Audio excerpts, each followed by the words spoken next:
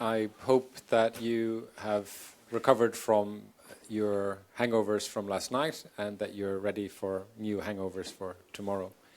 Some people appear to have started early because the room is a little quiet. So we had a session before lunch on what is zero rating. I think there might be some elements to add on novel types of zero rating that maybe we haven't heard of. We heard about traditional zero rating. We heard a little bit about e-books and zero rating for particular devices. Maybe other people have other models in their heads that they can share. So this session is supposed to be about impacts on users. So what I would like to do is have nice, snappy 3-minute interventions from our panelists that some of you may already know. We have Gonzalo from Telefonica, Estelle from Access, and I can't remember where you're and Luca from Center for Democracy and Society. Technology and Society in Rio. Technology and Society in Rio. And he brought the Rio weather with him, which was very nice of him. So get your ideas and your arguments ready. In 9 minutes, the floor will be over to you. So I think we can sandwich Gonzalo between these two. So maybe Luca, you can go first, and then Gonzalo. Are you not happy with that? I'm very happy. So hello to everyone. So I would like to start, as this session is on impact of zero rating. I would like to, my perspective would be particularly on the impact on developing countries. And as I'm based in a developing country, in Brazil, and there is some interesting data already in other developing countries also. So first, I would like to say that I think that, as I was already saying this morning, that zero rating is very efficient in creating new customers for specific services, but is not really efficient in creating internet users. And that is, there is a huge difference, because a customer is a recipient of a service, a user is a potential competitor, is a producer. That is the reason why we call it prosumer, because it is both a producer and a consumer.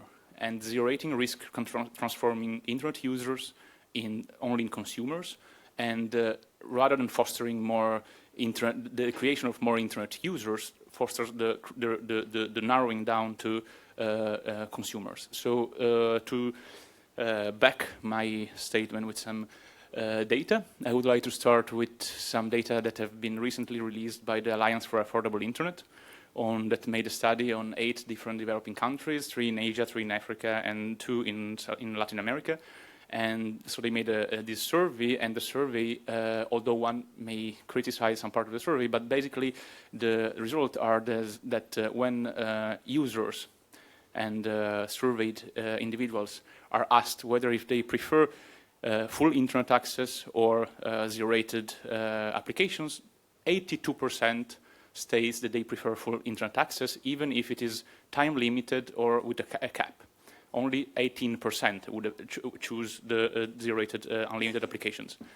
But when those people utilize zero-rated services, after having utilized them, 72% stays within the zero-rated services and only partially use free Wi-Fi or his data allowance, and only 28 becomes full internet users. So whereas the initial free choice would have been the strong preference full internet, the effect of zero rating is to creating a majority of customers of specific services, not full internet users. And I would like to go back to Brazil, where I'm based, that is, I think, an excellent example of the potential. I know that there are several flavors of zero rating, but Brazil is an excellent example of the distortion of zero rating, because the only zero rating model that is allowed by telecom operators is zero rating of specific application. And there are actually three dominant applications that that had the market power sufficient to be included, that are Facebook, WhatsApp, and Twitter. So basically, the zero rating has completely destroyed any competition at the instant messaging in the instant messaging market. The only reason why we keep on using Telegram, which is a competitor, is because once every 2 months there is some eccentric judge that blocks WhatsApp, so we have to rely on something different. Otherwise, there would be no market for competitors of WhatsApp. And another last consideration on Brazil, and then I will pass the mic, is that while this zero rating has been proposed as a solution to connect the unconnected, over the past 8 years, the government has collected 19 billion reais in the Universal Access Fund. 19 billion reais are 5 billion euros, right? They have collected 5 billion euros, but rather than using them to foster connectivity, they have used them for other purposes. So you would have had 5 billion euros to create infrastructure, or for instance, to foster community networks. Community networks are community-driven efforts where people pool their own resources and build infrastructure. Sorry. And well, I can add some details on that, but just to conclude, the main issue is that to cover the entire Brazil with the same pattern that has been used in Catalonia for the Wi-Fi community network, it would have cost 850 million euros, and you have 5 billion at your disposal. So when you have 5 billion at your disposal, you should use them to foster connectivity rather than use them for something else and then delegate some operators to serve Panem et Circenses to people, to let them play with a couple of applications rather than giving them full connectivity. Sorry for taking too much. Hello, I'm Gonzalo, I work for Telefónica. Talking on the effects, sometimes having two coincident facts doesn't mean that one is a cause and one is an effect. In Spain, WhatsApp has over 90% market share, and actually there are no zero-rated WhatsApp in Spain. So we have a very dominant position of WhatsApp, and the reason is not that it is zero-rated, because it is not. So having two facts, it doesn't mean that one is a cause and the other is an effect. Looking into the effects, I would like just to put an example of Spain. We have a very small MVNO, which is a Telefónica subsidiary, and it's focusing mainly young people, and they have a very innovative business model where they try to mix both kind of models from the OTTs and the traditional telco. So basically, what they do is they sell data bundles for €7 for a gigabit, and then you can buy it, of course, as much as you want. And then what you do is you can make calls from your handset using their app, and you can make calls within a Wi-Fi network or within, I mean, you don't need to have mobile connectivity, but you would make the call using your number, and it would be routed to any telephone all over the world. So basically, they are pretty much mixing both kind of services, the OTT and the traditional telco. And one of the things that they do is they have a zero rating on the app they have for the provider. So with that app, the users can make those calls when they are of the network, of the mobile network. They can text. They can also do customer management services, like looking at how much data they have used, doing top-ups. And the size they have in Spain, they have a market share lower than 5%. So they are actually, I think, the third or the fourth mobile MVNO. They are quite a small player, and they are using zero rating, and it's pretty much appreciated by the customers. And basically, I think the percentage of data that it's going through the zero rating, it's lower than 5%.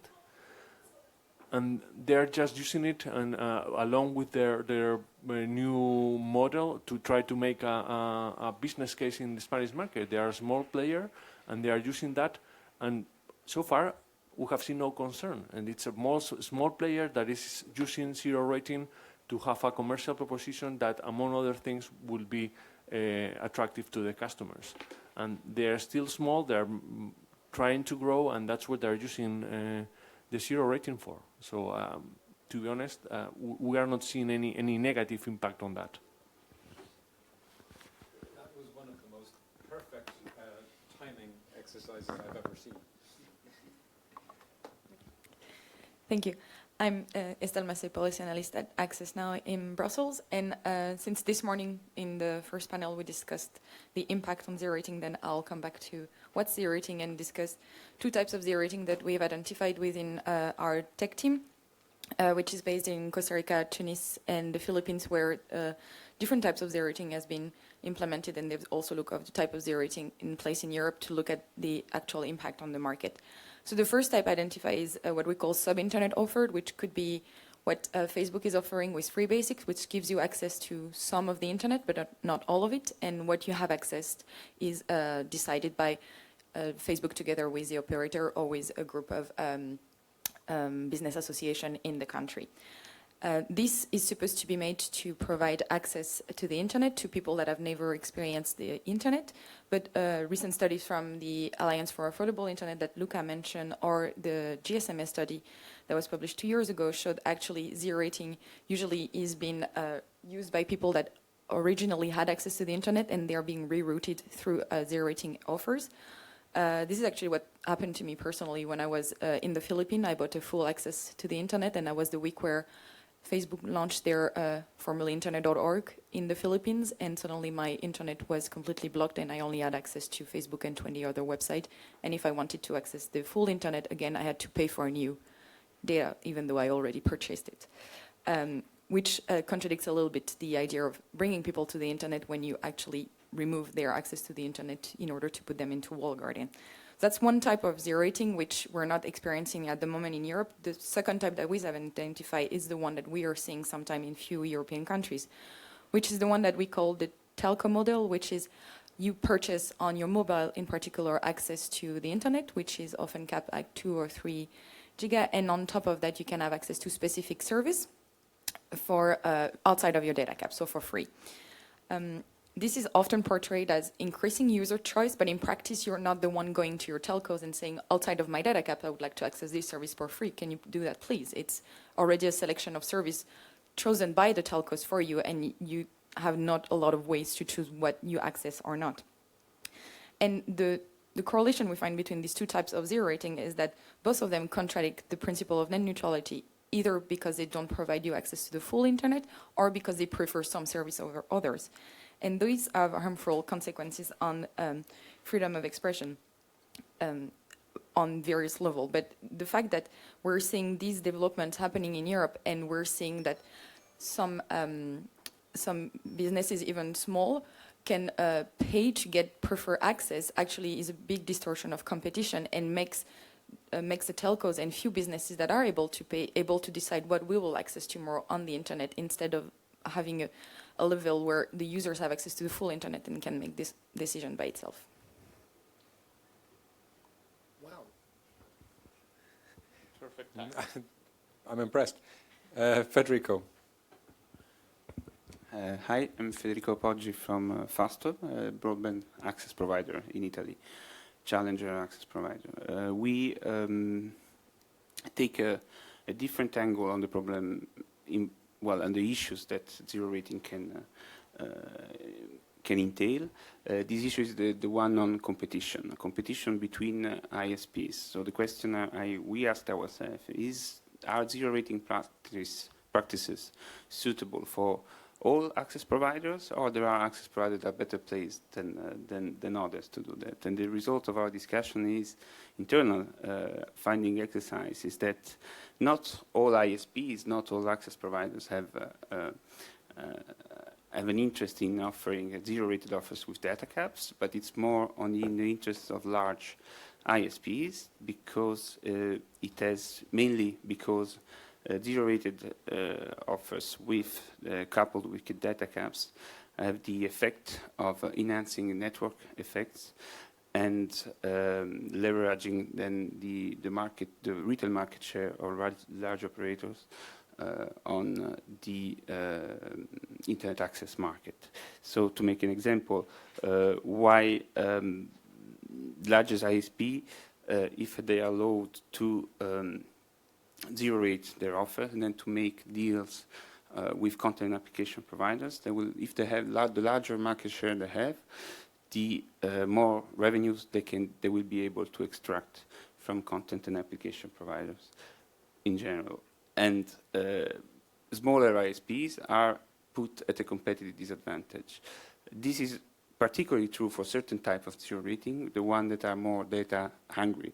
I'm talking about video and music streaming in particular, where large ISPs have the potential, the pockets deep enough to build their own content platform, zero rated in their retail offer, and then they're able to, let's say, create an offer that is not replicable by competitors in the market. In the same time, obviously they raise the entry barrier to content and application providers that are not included in these platforms that are zero rated.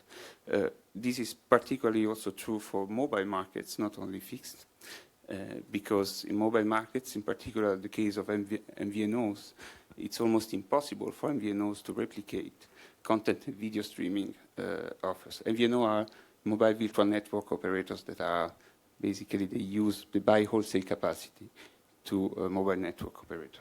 I think my time is also gone, but yeah, that makes it. Thank you. You missed it by a whole 8 seconds. Okay, Lucas said that he wanted to make a comment on something that Gonzalo said, and then once that's done briefly, we can... Well, I can wait for other people's comments. I don't want to monopolize it. Okay. We have one question. We can collect some. Okay. Are the microphones down there? So we have one mic here, There's one. and another on the other way.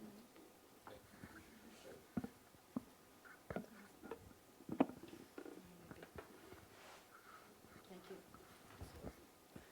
So just a question I'd like to understand, as a person who's studied analytics for over a decade, watching internet traffic is extremely concentrated. It goes, you know, it's a 99-1 rule. 99% of the traffic goes to 1% of the destinations.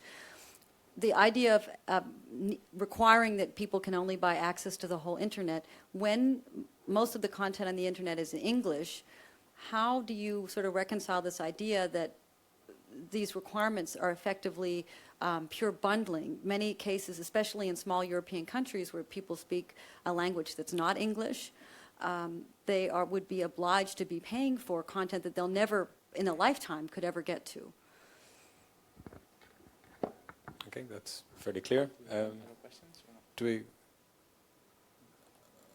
Okay, let's deal with that one first. Okay, so I have maybe a reply to Rosalind and a reply to Gonzalo's comment. So I think that your example is an extremely good example of the fact that you are zero rating one of your subsidiaries.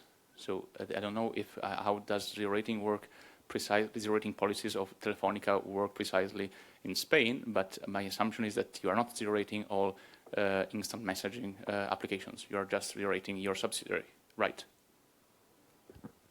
It's an MVNO and it's independent company. It's owned by Telefonica, but it's just a subject to coincidence. the same legal requirements as all MVNOs in the country. Okay, so but my point is that right, if you zero rate that for instance would be explicitly banned in Brazil according to the newly adopted decree, because it would mean zero rating, having a favorable behavior with an entity that is in your own economic group, which is a vertically integrated entities. So that would be explicitly banned, for instance, in Brazil. But that is an example of how the fact that you have the power of making something free, or at least perceived as free, as the precise rationale is to make this appealing to customers and to create new customers and to modify the natural choice of the customer, as any market offer would work. The problem is that when this is done with your own subsidiaries and not with every kind of application on that application category, this is an obvious discrimination of a specific service, and that is the first comment. The second comment that goes back to Rosalind, which is we have a lot of English content in online, and we would and zero rating would help us have more diverse content. I don't know. I really don't have in mind any study that proves that zero rating No, that's is not my fostering question. local content. Was more about this idea that all access has to be to the entire internet, when in fact, you know, the content that any one person wants to see is such a small portion of the whole, and frequently making it free doesn't even make it more valuable. Okay, I think that's clear. Do you want to answer that? Because we've got Frode and okay. Oh, we've got a comment on the comment. Well, it's true, but I kind of never saw other applications except Facebook, WhatsApp, and Twitter being zero rated. So that's not national content. In fact, it's giving you access to a whole range of English or mostly predominant English-speaking content. That's the problem, that if you give access to your national TV or to other cultural applications which would promote your national culture, we might have another discussion. But at this point, we are all giving access to the same 3, 4, 5 maybe big competitors. If you'd, Sorry, we talked about Wikipedia the is zero earlier rated. one. There were those instances where the national content was trying to be zero rated and was banned. Excuse me, we have a thing called moderation. So if you could, I'll try to moderate my own moderation, but if you could go through the chair, and if you could pass the mic back to Frode. It's actually an answer to Rosalind's question. The cheapest access to produce is the open access. It's more expensive to filter the traffic. So therefore, the cheapest access is the open access. So it's not an argument that it's cheaper to access a small amount of content. It's the other way around. Federico? Well, I wanted to reply to comment that to this one, Frode. It's that this is true in the short term, but it's also true that if you manage to streamline data through zero rating, data demand or data traffic on your network, this might delay your infrastructure network developments in the long term. And my second comment is that these are not the applications that are problematic in our perspective on zero rating. Are not the applications that have low data needs. These are the applications that have, particularly video streaming and music streaming, have a really strong potential of becoming or making the internet becoming the new cable television in Europe. Can you pass? And if you could introduce yourself first, please. Hello. So my name is André Melancia. I come from Portugal. I would just like to share what we in Portugal feel about zero rating, which is we don't know about it because we don't have that problem, or at least most of the times we don't have that problem. So our fixed internet is for all operators unlimited, which makes zero rating irrelevant. And for mobile operators, we have usually nice limits, 1 gigabyte per month or above that. Some operators actually offer 15 gigabytes, which is a lot. So we don't really have a problem with using zero rating. So the thing is, we have some zero rated sites that are not included in traffic, but one of the ways people go around, legal implications like the things we discussed in the session early today, that have market implications and stuff like that. The way they solve that problem is they do not advertise the zero rating websites. So probably Facebook is not rated at all, it's zero rated, but they do not advertise that. So people do not go to Facebook or avoid Facebook or whatever based upon that, because they do not have that information. And on that, zero rating stops being an issue. So my suggestion for zero rating would be, maybe if you raise the limits up to a point that zero rating becomes irrelevant, then this stops being an argument. And yes, I agree with him that the easiest part to solve it is just stop limiting somehow, because technically it costs more money to limit it than to just raise the limits to a point where it becomes irrelevant. So thank you. Just two quick comments. One is really to reiterate the point that you were making, and that I actually this morning I was in the other session, I was mentioning this study made by Week Consult that explicitly analyzed zero rating from the consumer perspective in several countries, I think 7 in the European Union and the United States, and explicitly states that only when data caps are low, consumers see an interest in zero-rated services. When data caps are high, it is perfectly irrelevant for a consumer to have a zero-rated service, because they can already access all the services they want. So the zero rating triggers an artificial scarcity that wouldn't exist if we wouldn't have the discussion on zero rating. So my second point is, why are we having a second session on zero rating when we could have a session on alternatives to zero rating?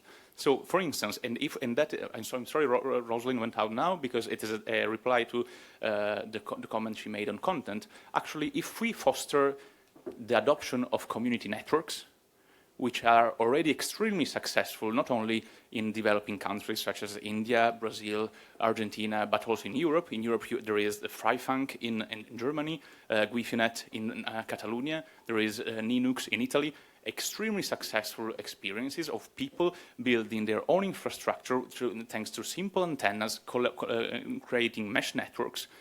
A node to be built, the cost is roughly 80 to 90 euros, so it's something perfectly feasible and produces sustainable connectivity for a community, empowers a community. And if you read the reports, there are articles of the Digital Empowerment Foundation in India, it also was super beneficial in terms of content creation, because people that were previously totally unconnected started not only to have their own connectivity, not only to build their own connectivity, but also to create content and services. And that is what the internet is about. Connecting people, empowering people, and letting new people creating things, not letting people that already are users being customers or creating new customers for dominant services. And that is the reason why I really think that we should have a conversation on alternatives to zero rating rather than impacts on zero rating. Just on the second point, I fully agree with you that raising the level of access would make the issue of zero rating go away, and that's the path where we should be going. However, I'm not really sure the second point you mentioned on the fact that if we reach that point and then if there is some zero rated offer, then it's okay if we don't say it, then because then it doesn't push people going to it. But not having transparency on the fact that a program is zero rated is also not maybe the path that we want to go, because a zero rating agreement implies that there might be some sort of decision between Facebook and a telco potentially to push this content, either to make it access faster, etc. So not having these types of agreement disclosed is not necessarily a path that we would like to. So for that, I would say, for the experience that I have, just a small. I would say people, when they are close to the limits, I have not seen one single person that says, "Oh, I can access this website, but not that one." So for us, zero rating, it's not even in our mentality. We do not know about it. I do not want to get into the other issues like traffic shaping or net neutrality. Those are other kinds of issues that could be discussed here if there was a limitation in terms of technical limitation. situation, but I also agree, once again, I agree with him, that instead of going into all these debates, it's technically simpler and cheaper to just raise all the limits and solve the problem like that. The good news was we have a telco about to respond to that question. I was going to give you the floor whether you wanted it or not. So. Thanks.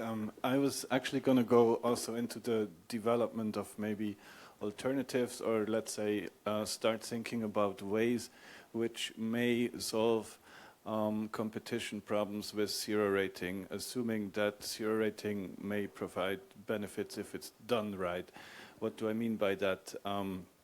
I really appreciated the comment this morning from the regulator from Bahrain, I think it was, stating that zero rating doesn't seem to be a very sustainable model. And actually, speaking as a mobile network operator now, of course, every kind of data has to be paid for. So what would you say to a model where we, as the network operator, offer an enabling service which is called zero rating? This is offered to anybody who likes to have it.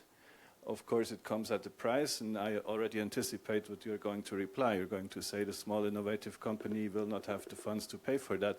Well, what if it's usage-based? If you're small and innovative, you probably won't have a whole lot of traffic, but it would be, per se, a model that allows for an offer that is not discriminating because everybody can get it. It's a wholesale offer, and it will allow anyone to offer their service free of cost to a customer. Is there really anything that you can oppose except saying that the price can never be paid by a small one? And there, I know it wasn't very lucky or very good in timing-wise what we did as a company when communicating about it, but my CEO kind of offered saying, okay, we could think of a revenue-sharing model for people that cannot afford it upfront, thinking of startups. We came back on that one and explained what was the thinking behind it. We definitely do not see this as a model which would intend to only let the big players get in favor of getting such kind of offers, because honestly, Google or a Facebook doesn't need that. They have their server farms all across the planet, and they can make their services more affordable and quality-wise better than all the other services anyway. So that maybe is more the net neutrality aspect of this debate. But coming back to the zero rating, and since you opened up the developing country perspective on that one, I really think we should be thinking about ways how we can bring innovative services to people that maybe do not see the use of the service in the first place, and therefore wouldn't have a willingness to pay for it. So make it affordable by zero rating in a transparent and non-discriminatory way. I think it's feasible under European law, under FCC law. Opinions on that one? Can I abuse my... Oh, sorry. Can you pass the mic down? Is there a mic down there?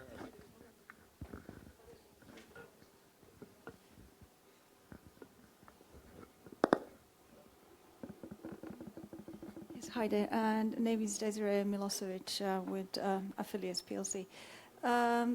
I wanted to just comment on this abuse thing, and maybe a positive abuse, what happened in Africa with the zero rating services. I don't know if you're all familiar with that, is that they had the free zero rating access from Facebook, and also there was Wikimedia access too, because they usually go together as a zero rating services. So as a positive abuse, what has been seen is that a lot of users put the material they couldn't get through the unfettered access of Facebook, and all the material they wanted to have, they actually created new Wikimedia articles and put their images, songs, and everything that was outside the circle. And then made a connection between Facebook and downloaded everything and shared it. So it's another kind of hack, if you like, how to get to the content. Until they noticed what was doing. So I think some of that zero rating, then bandwidth was taken away. But what I'm saying is that users will find a way to get to the content, and that is clearly showing a limit of this fettered access that zero rating provides. And the second biggest issue is the not just that ISPs are in a position to pick the winners of the content providers, but it's also a matter of media dualism, as you might be forced just to read Facebook news and not anything else. So these are my comments. I just wanted... Oh, sorry. I also wanted to abuse my position. I think that there's an implicit point that keeps coming up, or implicit, explicit, that I think might be good to address. It seems to me, if I can paraphrase some of the things that have been said, that you're creating a problem with limited downloads, which you're solving by zero rating. And are you at risk of sort of perverse incentives by having a model built around zero rating? It's already here. Let's get deeper into the economics to answer this one. I mean, when I was a regulator 10 years ago, I built cost models for mobile networks, and the cost modeling was actually done on voice minutes, because voice minutes was the way to finance a mobile network. Now, today we are in a world where we don't sell voice minutes anymore, really. We sell access to the internet. That's our business model in mobile.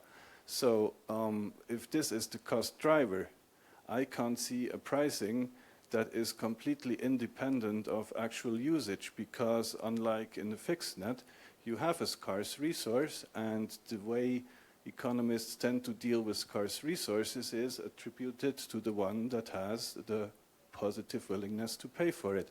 So I can understand, if I go back to a consumer point of view, of course I would like an unlimited mobile data plan, but I also like to have a mobile network in a more remote area. So I think there is a conflict between those two things. Yes, we do obviously have to have some kind of data cap, otherwise you would see mobile operators offering unlimited. I'm not aware of that kind of business model, so that would be my answer for now.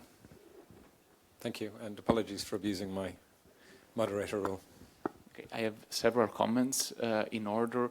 The first one was on what you were saying before, that the objective of zero rating in developing countries is to bring services to the unconnected. And I think that is exactly the wrong perspective from which telecom operators are starting. Because the point of the internet is not to bring a service.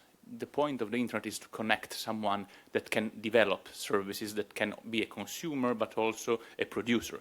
So the point is not to give a service to a potential customer. The point is to connect a user that will have maybe the possibility to be your next competitor. I understand that this perspective can be frightening for some people, but that is how the internet has been studied for, to have distributed intelligence where is user-centric, is not a centralized network. So it is the user that is at the center of the internet experience and decide what kind of content it receives and what kind of content, application, service it can produce. That is the first comment. The second, on a point that you also raised about zero rating an entire class of applications, I see that as much less harmful than zero rating picking a specific winner. But what the perverse effect of zero rating a class of application, and I think it's very evident in the current Swedish debate, where all public service providers jointly claimed that zero rating was destroying their business, simply because by zero rating the entire class of social network applications, which by the way is owned by Facebook, they were simply converging all the information consumption and distribution to 3 platform owned by Facebook, plus another one. Thus completely destroying public service media. So that is, I think, something that one has also to take into perspective. And there was a last comment on the possibility of creating new services through zero rating, but I think I already addressed with the first comment. So I think when I will have it in mind again, I will do it. Hi, so, sorry, I didn't introduce myself. My name is Christian, and I work here in Brussels for the Parliament. But I also come from a country, Romania, which is kind of fortunate in terms of internet access. But my question on zero rating or the consequences is that I do not expect a telecom operator to be a charity. It's not about making the users empowered or happier, or it's about making profits. And giving internet access, it's a cost and it can bring profits. My question would be, anybody has data for Europe? How much money is being made from zero rating applications and how much money is being made out of selling internet access? Because in order to determine if it is a market disturbance or a problem, we have to have the data. The data exists, but I have not found any public reference to this kind of data. May I just really say that no, just to answer this comment that you haven't seen any operator offering unlimited data. It is true in Finland, in Switzerland, where all plans are completely unlimited mobile plans, data plans. Did Telco Corner have a direct answer to Christian's question? My advantage is being Swiss and having worked for the Swiss regulator, so I can tell you that Swisscom actually does still make quite good revenue on mobile termination rates, which the rest of Europe doesn't. And also, if you look at the price level, I'm sure if we would have customers being able to afford the Swiss price level in Germany, we would also go into that direction and create such offers. So I just don't think the Swiss model is one that is very much a role model for the rest of Europe, let alone for developing countries or the rest of the world. So, okay, point taken, it's not completely out of the realm of actual existing business models, but certain conditions have to be met. One of them is not being heavily regulated. I say that very clearly because this is the case in Switzerland. And yeah, if you have a customer base willing to pay for quality of the network, which is also the case for Swisscom that is offering those plans, of course you can do it, but then we're not talking developing world anymore. Just a comment back to the developing world that made me recall what I was saying as a third point. As your comment that you were making before about creating alternatives, not only services but alternatives way of access, and what you were saying now that let's focus again on developing world. So there are, as I was mentioning before, there are already very successful examples of community networks made, for instance, in Argentina, a developing country, by Altamundi. Made in India, for example, by the Digital Empowerment Foundation. And the question is that with this kind of paradigm, which is a completely different paradigm from the traditional telecom one, you don't have an operator selling a good to a user that buys access as if it was buying bread. You have the user that becomes its own operator, and that maybe congregates with other users to become the operator, as it happened with the Wi-Fi network in Catalonia. And this is I think this is exactly what was meant to be the internet at the very beginning, an interconnection of network.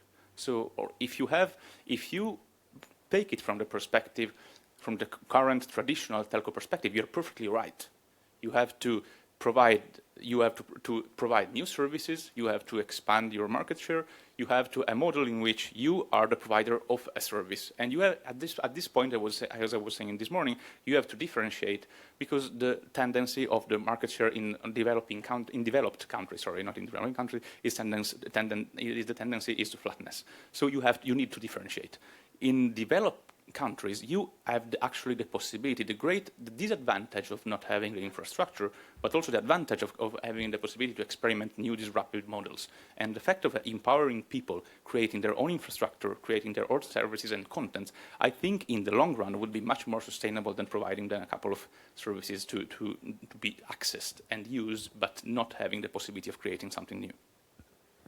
If I may, just a very quick reaction. I don't want to go into dialogue mode. I have looked at meshed networks as well, and I think they're highly interesting also because they're highly resilient. Just one question back to you.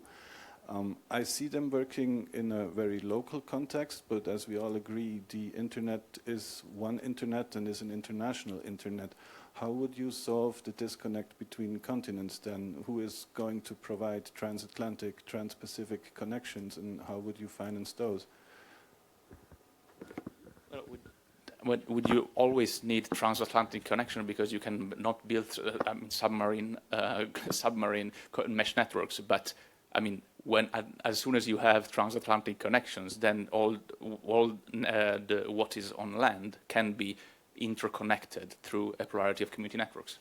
So I mean, I agree with you. Yes, it is not possible to do it undersea, but as long as you solve that problems, and as long as you admit that you have transatlantic connections, then you can have a multiplicity of community networks on Earth, on land. But you have it because someone put them in place. You have them because someone put it in place and someone paid for them. Or so I mean, someone has to finance that, and someone has to finance the backbone. And yeah, but don't you have to pay for access? I mean, the difference is that you pay much less, and you built it and you administer. Sorry. Yeah. Okay, I think both sides of the dialogue have made their views heard. We're not moving forward. Estelle wanted to comment, and Frederick wanted to comment. Yes, I had a more general question to the telcos in general. What would be the long-term impact on your business model if zero rating is allowed in Europe? So if we're allowed to zero rate the big services of the moment, which are Twitter, Google, Facebook, etc., when Google and Facebook, which are now becoming also internet access provider, enter the European market and then are allowed to zero rate their own service and therefore don't have to go to you to zero rate their service because they can offer very fast internet with only access to their zero rating. What's the perspective for you when that happens? Before you answer, if you want, so Joe, I'm changing hat, and I'd like to ask some question from a participant perspective, not from a remote mode or co-moderate, whatever. So, I'm really interested in this conversation. I feel it's really something I like. I sometimes feel that we are just not really focusing on zero rating. So I would like to come back on zero rating. Or we talked about impact, and from my perspective, Internet Society, I would like to hear from you what's the impact on the open internet, not just on the users or business. From my perspective, I'd like to see, Luca, you talked about developing countries, and I thank you for this. I'd like to have more data or more evidence on what's the impact on usage, on whether or not some zero rating plans are adding users online. That is something interesting. There are, of course, strict rules that we should have in mind, transparency, discrimination, how it works. But this is my point. I mean, does it help for people accessing the internet in places where they have no access at all? Are they locked in a plan? Are those plans limited? Could they evolve to something else? So I regret we don't have Facebook, for example, who I've read tell us or keep telling us that 50% of people go to a bigger plan in subscription to the open internet. I heard Desiree, and this is a wonderful example in Africa of people who can use zero rating to access other content because this is Africa and those guys have such a creativity. But to my opinion, for the time being, I'd like to find, this is a request to all of you, data, evidence that operators could bring to the table showing that the usage is increased in developing countries. But maybe you have already something to share about that. If not, because I know it's really critical, I don't know, but this is an open question. Thank you. Thanks for giving me some time to reflect and think of an answer to your question. Honestly, I don't see Google becoming an access service provider very soon, or at least not on owned infrastructure. Why? Because you don't have to, and it's not very attractive, frankly. I mean, in Europe, everybody can become an internet service provider. It's fully regulated. If I want an access line, I can get one at a regulated price. I will also manage to buy mobile connectivity and start offering things. This is largely thanks to regulation. So why should Google take the burden of risky investment in infrastructure if they can be active on the higher tiers of the value chain where much more profits can be made? So yes, indeed, our future as a pure play telco player for the time being looks like we're not going to be the ones providing the most attractive internet services. We're going to be providing access, and eventually, if things go ahead as they have started moving now, and as regulation wants them to be, we'll be like electricity companies providing a very basic commodity, which is connectivity.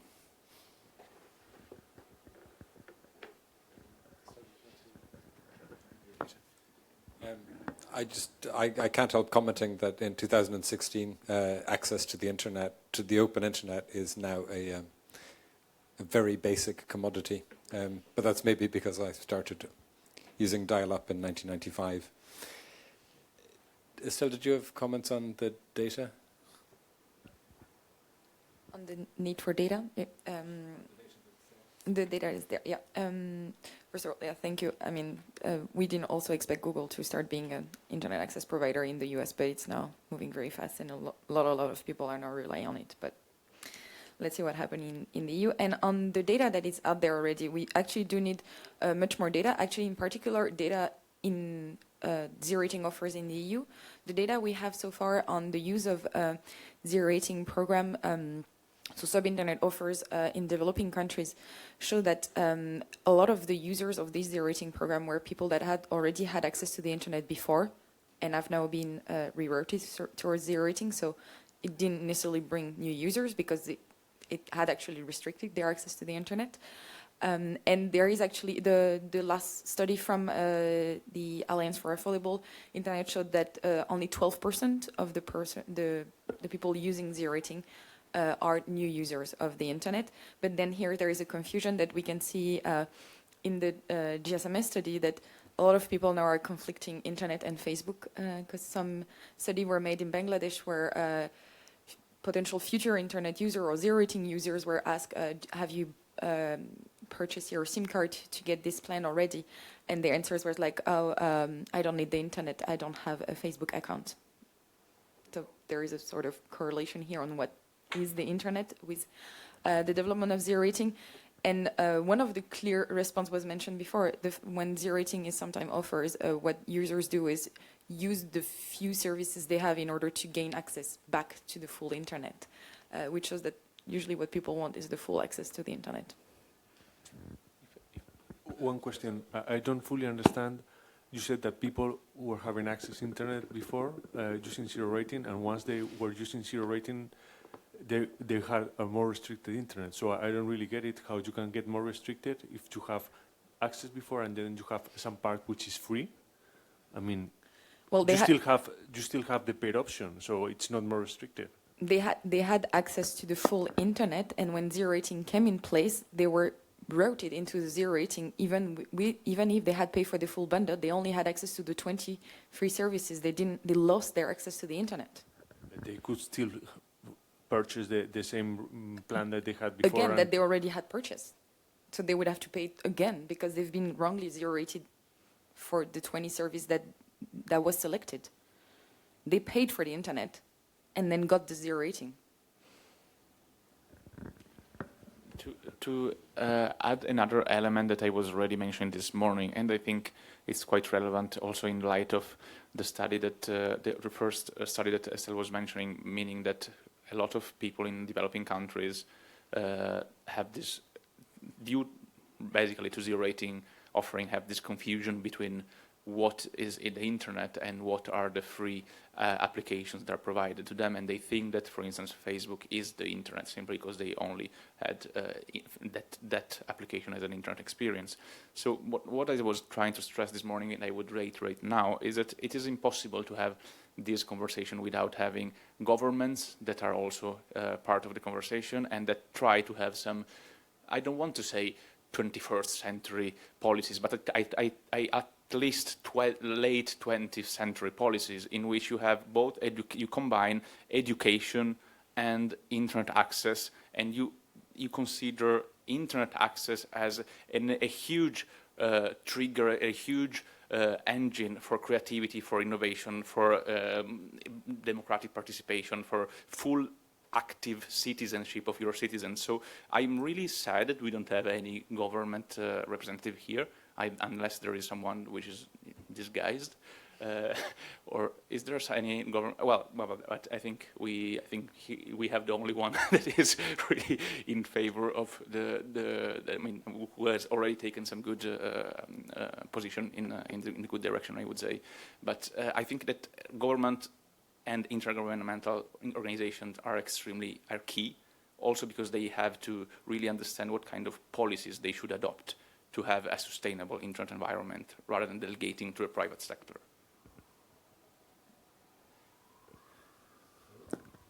So basically what you are claiming is that the internet access cannot be provided by the private sector? That would be a gross misinterpretation of what I've said. I'm arguing that a government should focus on educating citizens so that they first know what is the internet, and secondly, providing sustainable access to the internet and analyzing a full range of possibilities, among which I was mentioning before community networks, rather than only focusing on what the private sector is offering, which is perfectly fine for private sector, but may not be the most sustainable option for the national internet ecosystem. That is what I was saying.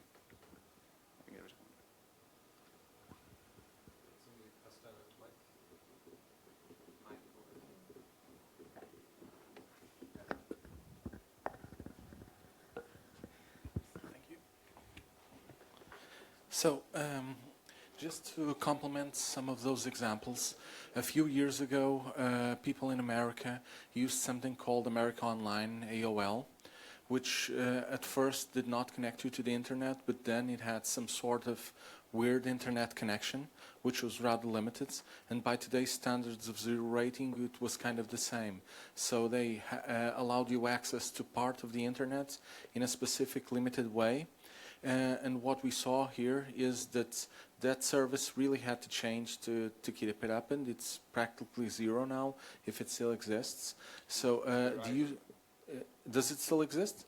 Not in the sense that you're referring to. Yes, of course. So my point is, users themselves figured out that that was not a true internet access.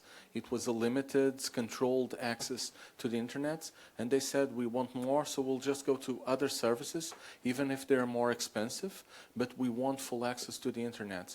So there is a need, even with zero rating, there is a need to make sure that people know that some parts, like zero rating, are limiting accesses to the internet, and there is a full access to the internet. And if people know there is more, they will probably pay for more, or at least complain enough so that markets, as a market itself, will work, and more complete, unlimited offers to the internet will start appearing.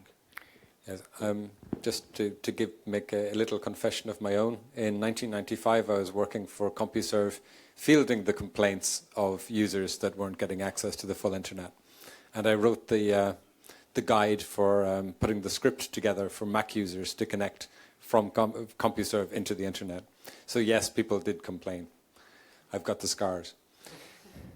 Were there? Oh, excellent.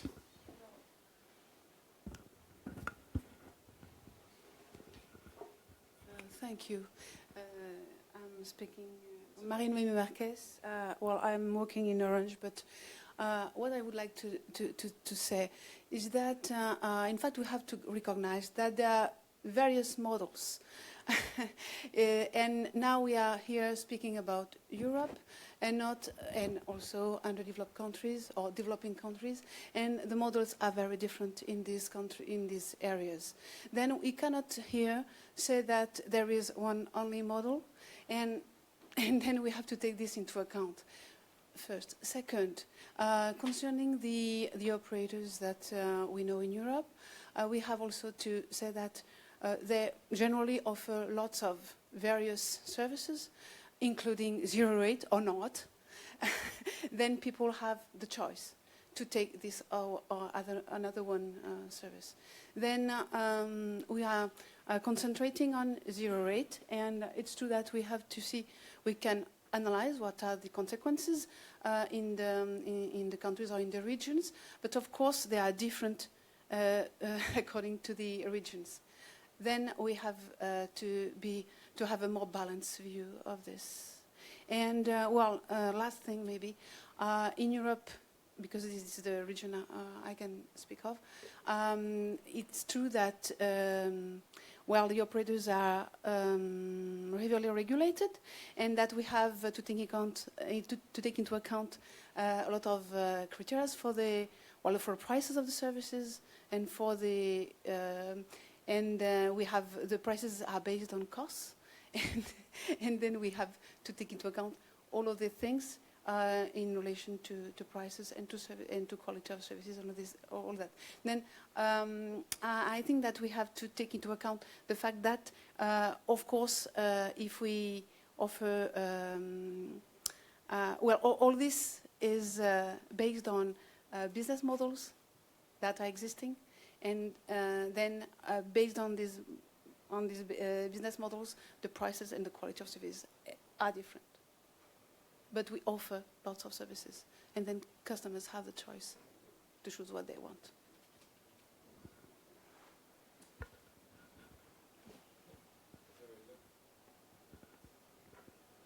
You look like you want to say something.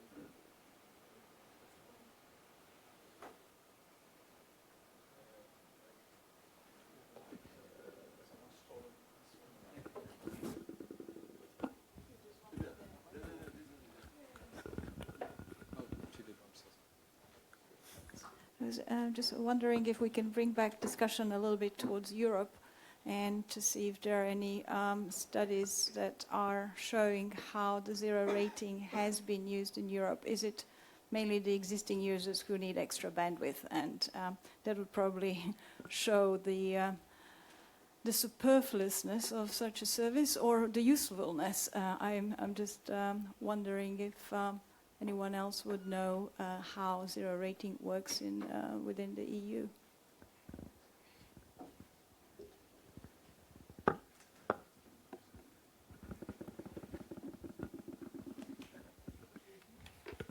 Well, we had Rosie later on this morning putting an example basically on that, saying that in Holland, where there was the zero rating was banned, basically there was not really a very active app developing community, wherein I think was in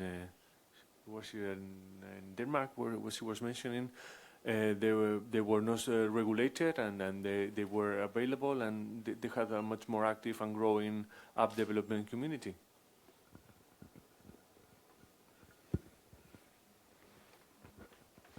Also, as the lady from Orange was saying, one has also to consider the different environment. So, in Sweden, for instance, in Denmark, sorry, where there is, for instance, no net neutrality legislation, there is self-regulation simply because operators have always behaved really well, and they have always offered very high-level services. In Netherlands, one has also to consider that there is net neutrality legislation, because one specific operator, KPN, in late 2009 or 2010, I don't remember, well, he explicitly said that he wanted to monetize on freely available applications, and I think it was TalkTalk or WhatsApp.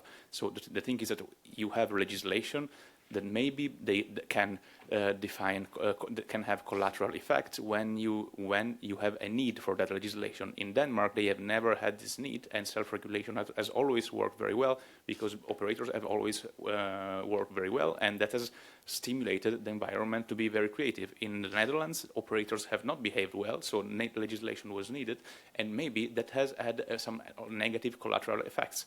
The problem here is how to foster creativity and how to foster innovation. And in my perspective, when you have policies that could be legislation, could be co-regulation, could be self-regulation, but right policies that aim at empowering users and put the user as the active element of the internet, that is the right direction. When you have policies that allow some element of the internet ecosystem to take actions that could have a negative impact on all the other elements. The internet is like an ecosystem. You have different elements. Every action of one element triggers a consequence on the surrounding elements. If you have a few elements that take actions that have a negative impact on the whole ecosystem, well, you are not going in the right direction. And I guess that the Swedish example is an example of an ecosystem. Everyone was behaving properly, so you didn't need any regulation.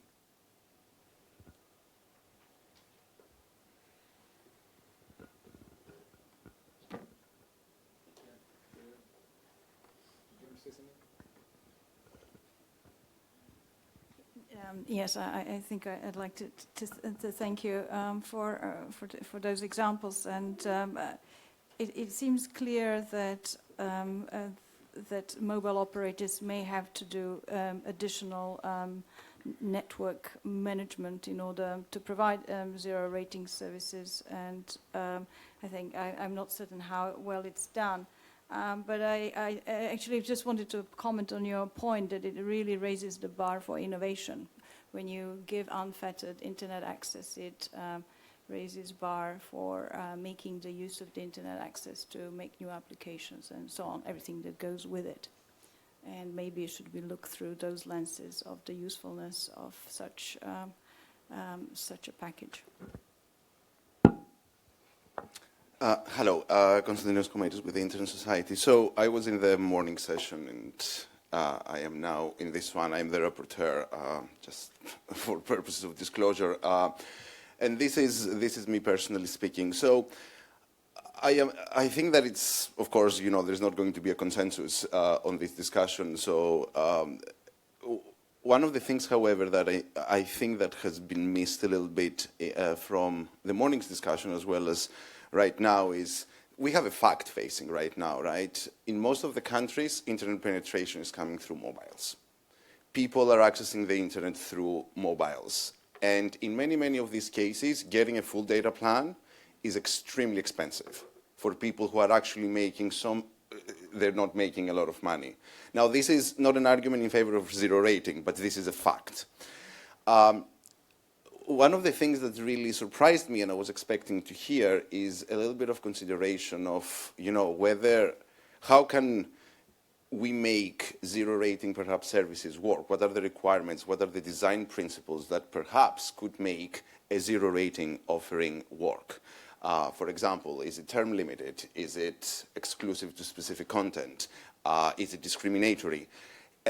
So there hasn't been really a discussion, and one of the problems, so this is the one element. On the other hand, at the same time, there is really no data out there, right? We don't have data and information about these plans, so we cannot assess the true impact that they have on issues of access, on issues of whether actually people are going to access the internet, because you're right.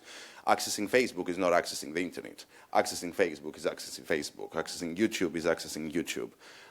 And you're not even entering the layer of I am able to create and innovate because I am using the internet. So, and I am trying to bring a little bit, I thought of bringing a little bit focus in the discussion because I see that we're going around, there is this very big umbrella that suddenly has become zero rating, and I think that it can be much more focused, and once that we get that focus, meaning that we need also information and data, then we can assess impact and we can assess actually how can we make zero rating offerings become more valuable to the internet, because at the end of the day, they are business models that are being used. Long before the internet, we heard this morning, it was in 1958, I think, we were given the number, but also, you know, in the offline world, you have all the time zero rating services. I went to the gym and they told me your first 3 months are for free if you want to join my gym. So that was a zero rating offering for the first 3 months in order to lure me to join that gym. Thank you.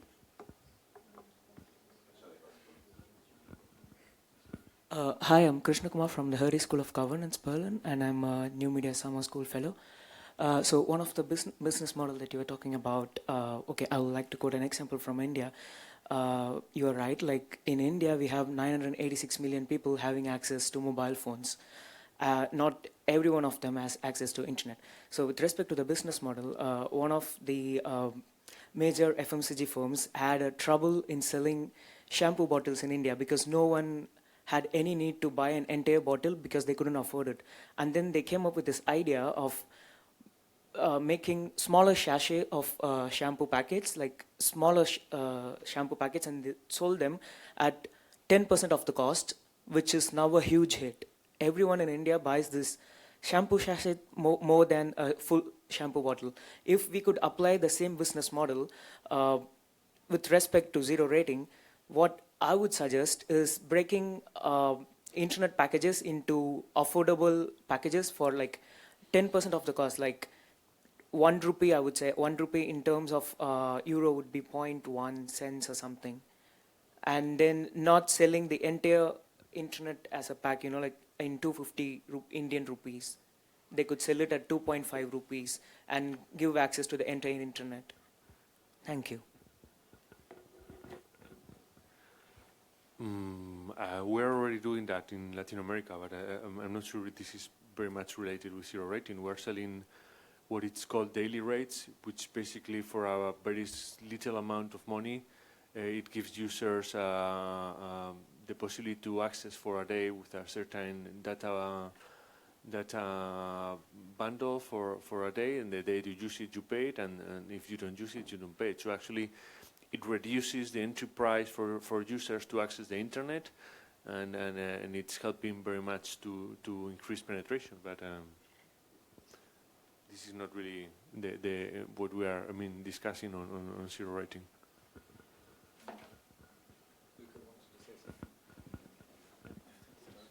Oh, sorry.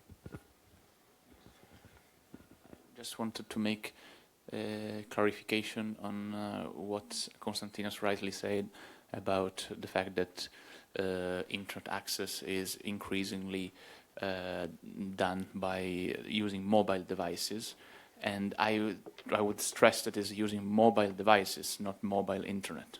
That means that you use a mobile device through Wi-Fi, which is fixed internet.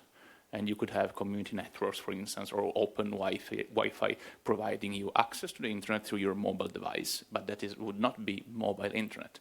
That would be fixed internet. So the fact that we are increasingly using mobile devices does not mean that we have to rely on mobile internet or on zero rating. On the contrary, it can be perfectly used through a fixed internet. And so the second comment regarding what you were suggesting, I think that actually there is, as I was saying also before this morning, there are several flavors of zero rating, and maybe an option that could be considered as acceptable, because it is not actually purely zero rating, is an option that has been explored by Mozilla or by another interesting startup, MCent, is an American startup, and so you have actually either what Mozilla calls the equal rating. So you have a free allowance of I think is 500 megabytes that you can use as whatever way you want. So it's technically you can consider it zero rating, but it's a data allowance that you can use however you want. Or the MCent app allows you to, if you watch a video, a commercial, or if you download an application, or if you take a survey, you can have a data allowance. So you can have free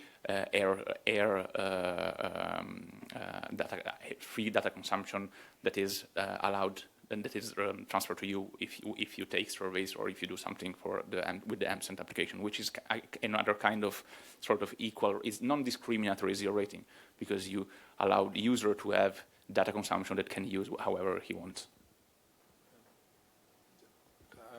As we're heading towards the end time, I wasn't expecting a dynamic conversation now, seeing as how we had a dynamic conversation before lunch.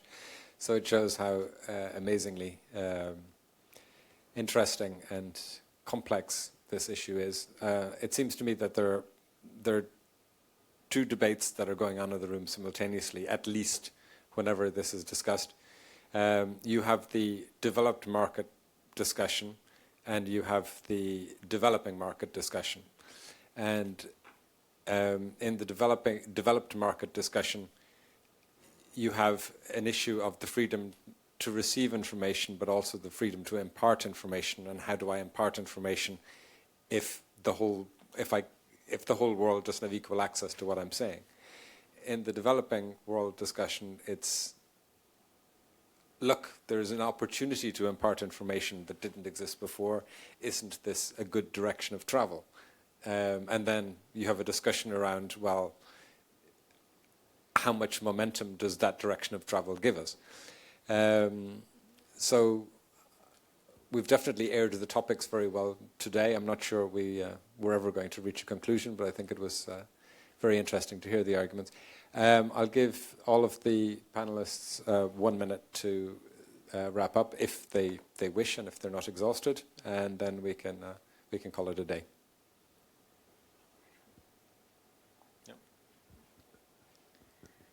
Well, I don't have much to add after your wrap-up, Joe, but an interesting conclusion I would have from today's discussion is that the fact that we're probably, with zero rating, at least in Europe, so in developing countries, we're probably creating an issue with something that is working by, instead of increasing access to the full internet, by providing other ways to provide internet. That's maybe the direction we're going. We've heard several examples that what we want is just more access to the internet, not having the internet being cut into pieces. So that will be my conclusion of the day. I think I've already spoken really a lot, as usual, so I thank you for listening to me. Okay. I think Deutsche Telekom should always get the last word.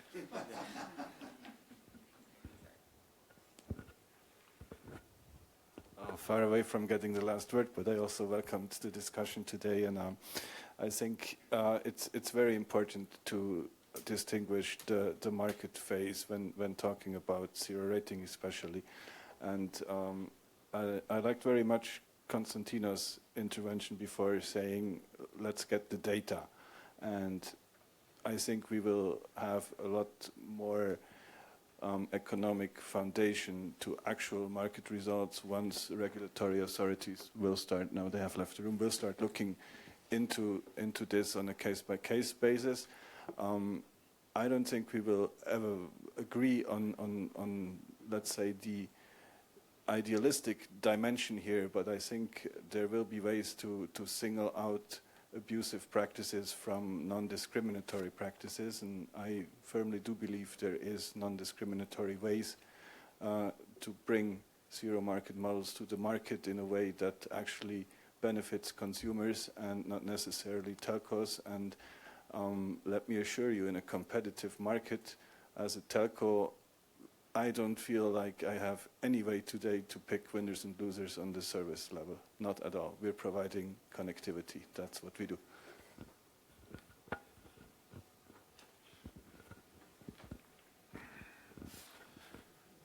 Okay, and I will just thank the panelists and also the audience for a remarkably dynamic and full discussion, and have a nice weekend.